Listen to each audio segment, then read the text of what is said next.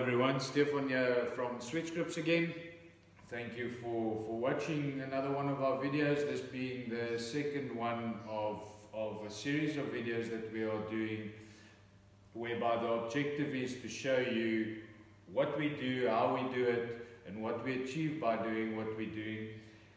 The aim is always to create consistency. The previous video was just a set of irons. This video will cover woods, irons and wedges. This setup for JP is very much more in line with what we find with the average amateur golfer. So the objective remains the same, to create consistency. What we have in this fitting, and why this is such a significant fitting, and why I wanted to take this specific fitting as an example for you. What we always say at Switch Grips is, by building a set of clubs to a certain predetermined swing weight does not give you what Switch Grips offer. Even though with Switch Grips, if you achieve a particular swing weight by counterbalancing, you get the advantages of counterbalance and the advantage of consistency, where you can balance each of your clubs with a different weight to achieve the same swing weight throughout your set. So your woods would run separately, your irons would run separately, and your wedges would run separately. So on this table you will see there's 5 columns. This I will pop up on your screen just now so that you can look at it in more detail. But just quickly going through it, there's 5 columns: the club, the before swing weights, the after swing weights, which weight we fitted to achieve the swing weight we were after, and which clubs we tested. So we don't test each and every club, we take key clubs. So we'll take a wood, a iron and a wedge, or in this case, like JP wanted to check his 2 iron, he wanted to check his irons, his wedges and his woods. So if you go look at it, you'll see that before there was quite a discrepancy between the driver and the 3 wood. Then the 2 iron was much lighter.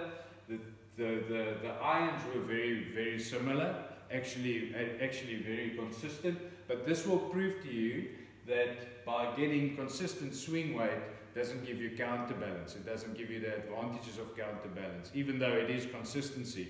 We want to achieve consistency with incorporating counterbalance. So, and then you will see as well, the wedges is 50, 54 and 58 degree. There's quite a discrepancy there, 2.5 swing weights difference between his 50 and his 54 degree. So then when you go through on the after column, you will see what we achieved after testing. So have a look at that quickly. I will pop that up on your screen now and we'll be right back.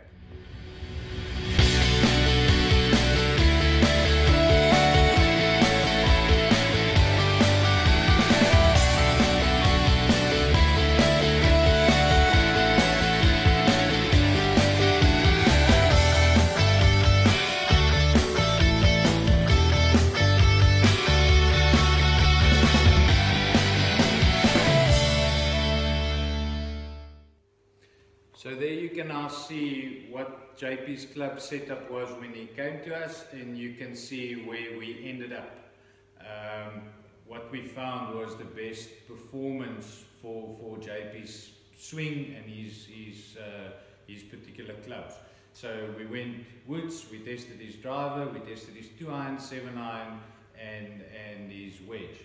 So on the 2 iron, you will see from the table I just showed you that the 2 iron and the 7 iron we tested showed exactly the same result. So that just confirms that the science behind Switch Grips is actually accurate science. So if we go from left to right on the screen here, this is the overall shot plot of JP's fitting. So we took out the weights that didn't work for JP, and we compared the best performing counterbalance weight to his clubs without any counterbalance weight. So without any counterbalance, JP's sandwich gave us 121 square meter spreads, landing area, and that came down to 55 square meters. Now that's a 54% improvement in dispersion for his sandwich. It's his money, your money shots is your wedges. So that was achieved by fitting an 8 gram to the back of his sandwich. We then went on and we tested with his 7 iron. His 7 iron we actually fitted with a 6 gram weight. 6 gram weight achieved a massive 91% improvement in dispersion on JP's 7 iron. His 7 iron dispersion went from 763 square meters to 67 square meters. This I will all pop up on your screen just now so you can see close up, and you can maybe pause the video and have a closer look.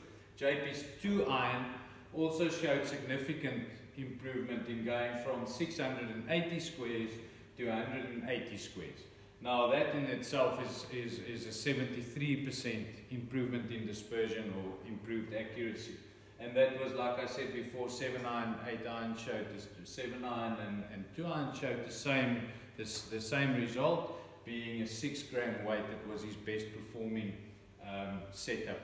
And then finally his driver went from 895 square meters to 498 square meters. Now that is a 44% improvement in dispersion off the tee. So getting off the tee more accurately gives JP more confidence from the outset. So that's the overall look. Why we set his swing weights to what we did.